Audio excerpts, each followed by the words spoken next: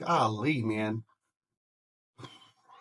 My accounts have been taking a beating. And I mean like a thorough, thorough thrashing. And I'm not going to lie and sit here and say that it doesn't affect me and that I don't consider making an emotional decision. I completely see how people make an emotional decision. There's tariffs, there's inflation, there's global issues. Everything feels like this time is different than it has been in the past. And that's something I keep seeing and I keep hearing as well. This time is different. The market's not going to come back. The market's going to fall apart. This time is different. I'm going to say it's not different. I'm going to say it feels different because we are in it. We're in the thick of it right now. Every time we're in the thick of it and it's happening right now, it feels different. It feels like we can't remember good times. We can't see overcoming this. And it's crazy to me because a couple years ago, we had a pandemic. Who here, raise your hand, please, has ever lived through a pandemic before that one? Nobody. Was different. It was the first time. That time was different. But what happened with the stock market?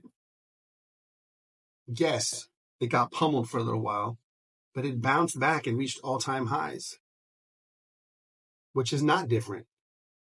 It is the same.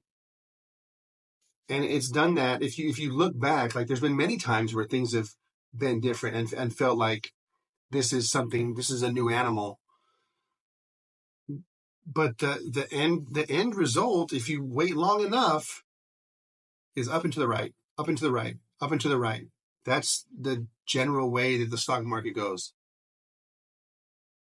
But like I said, I'm not immune to those emotions. I feel that as well. And it's reinforced when you watch news.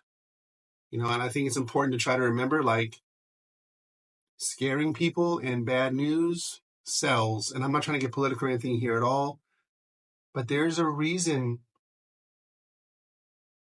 for all the bad news all the time. There is, but I'm not trying to go down that rabbit hole. I'm not saying there's not things going on in the world that are terrifying and terrible and all that is happening. But isn't all that always happening? Anyway, I don't want to go on a tangent. The point is, people are scared.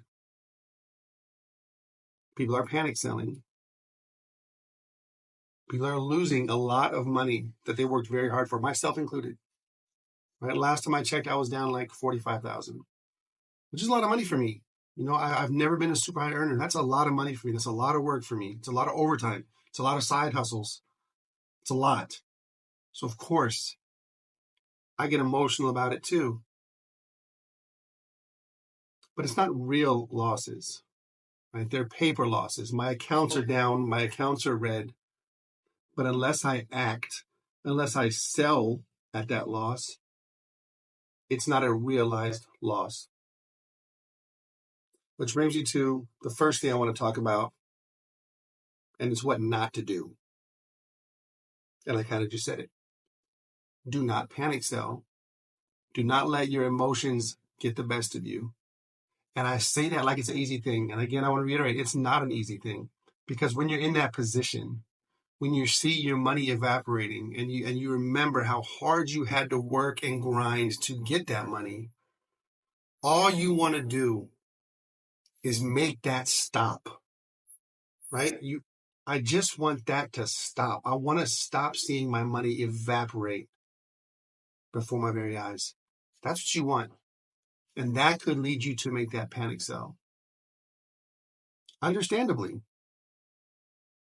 That's the hard part. This is the hard part of investing. It's easy to do it when you look like a genius and your money is growing and growing and growing like it has been. This is the time it gets difficult. But this is also the time that you can really make a difference in your wealth building. Which takes me to step 2. What to do. And this is what I'm doing. And you can take it or leave it. You can take pieces that apply to you and use them. you don't like it, don't do it. Do you. First thing I'm doing, and this is just because of the situation as a whole right now, right? Not just the stock market, but as a whole. First thing I'm doing is beefing up my emergency fund. I mentioned in a previous video that I usually carry about a 3-month emergency fund. And I go into all the reasons for that there. So I'll try to post it over here if I remember. I'm going to beef that up to 6 months, just because I don't feel quite as secure in our jobs and just all the things that are going on right now. There's a lot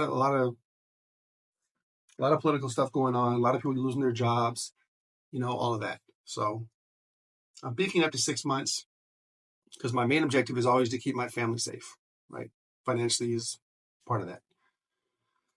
Second thing I'm doing is that the money that I have set aside, it's in my Vanguard account, it's just sitting there. I have a little bit of money always set aside for when opportunities arise in the market.